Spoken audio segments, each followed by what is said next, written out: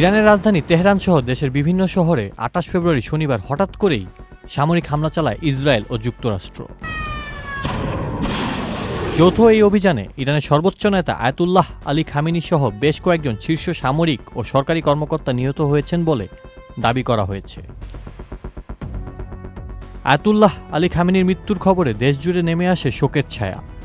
এই উত্তেজনাপূর্ণ পরিস্থিতির মধ্যেই তেহরানের গভীর ভূগর্ভস্থ সুড়ঙ্গে সারিবদ্ধভাবে সাজানো হাজারো ড্রোনের একটি ভিডিও প্রকাশ করে রাষ্ট্রীয় সংবাদ সংস্থা ফার্স নিউজ এজেন্সি। ভিডিওতে দেখা যায় রকেট লঞ্চারের উপর স্থাপিত ড্রোনগুলো প্রস্তুত অবস্থায় রয়েছে। সুড়ঙ্গের দেয়ালে টাঙানো ইরানের জাতীয় পতাকা এবং প্রয়াত সর্বোচ্চ নেতা আয়াতুল্লাহ আলী খামেনির ছবি। বিশ্লেষকদের মতে চলমান সংকটের মধ্যে এই ভিডিও প্রকাশের মাধ্যমে নিজেদের সামরিক সক্ষমতার বার্তা দিতে চেয়েছে তেহরান। তবে আন্তর্জাতিক সংবাদ মাধ্যম CNN তাদের প্রতিবেদনে ভিডিওটিকে প্রোপাগান্ডা হিসেবে উল্লেখ করেছে।